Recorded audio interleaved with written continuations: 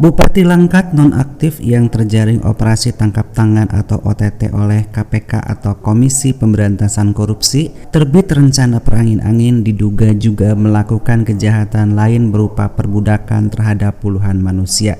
Hal tersebut terungkap saat KPK melakukan penggeledahan di kediaman tersangka. Dugaan perbudakan terhadap puluhan manusia diungkap oleh Perhimpunan Indonesia untuk Buruh Migran Berdaulat Migrancare yang menerima laporan adanya kerangkeng manusia berupa penjara dengan besi dan gembok di dalam rumah bupati tersebut. Migrancare mengadukan temuan tersebut ke Komnas HAM RI Jakarta pada hari Senin 24 Januari 2022.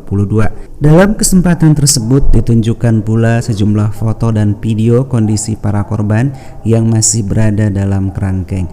Dalam foto yang ditunjukkan tampak wajah seorang korban di dalam kerangkeng mengalami lebam di sekitar mata dan wajah.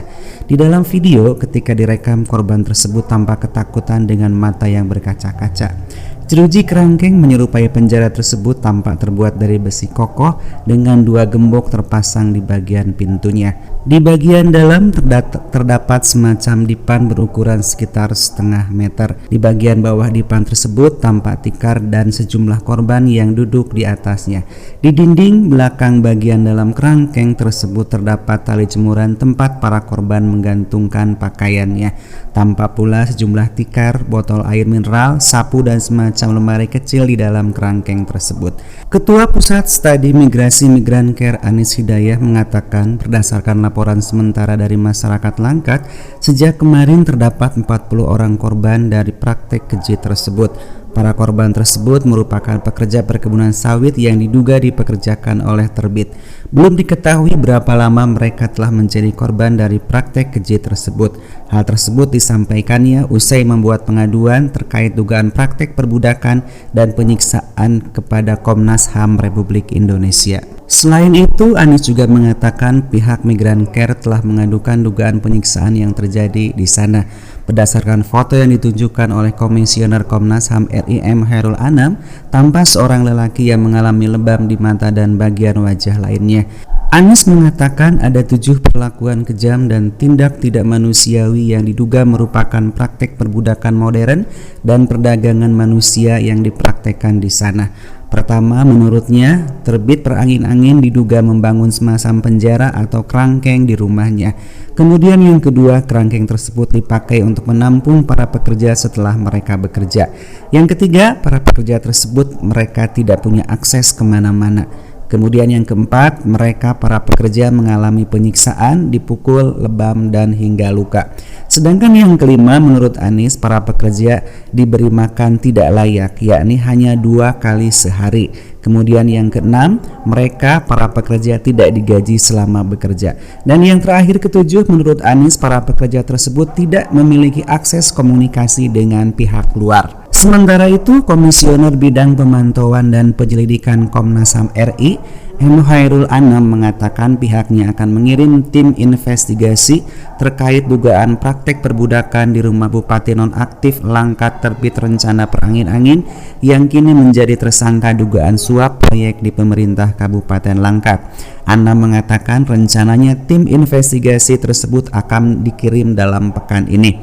Hal tersebut menindaklanjuti aduan dari Migrancare terkait dugaan praktek perbudakan di rumah terbit rencana perangin-angin. Investigasi tersebut nantinya akan mendalami terkait dengan kondisi terkini para korban, mengapa di rumah tersebut ada penjara dan kenapa di penjara ada sekian orang, lalu kenapa terjadi di penjara ada orang yang mengalami luka-luka. Selain itu, menurut Anam, pihaknya juga akan mengantisipasi para korban dihilangkan dan sebagainya.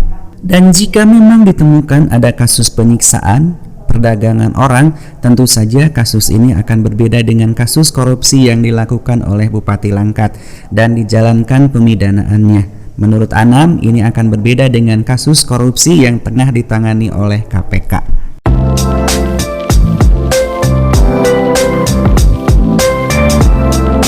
Semacam penjara gitu ya, kerangkeng di dalam rumahnya. Yang kedua, kerangkeng itu, penjara itu dipakai untuk menampung para pekerja mereka setelah mereka bekerja.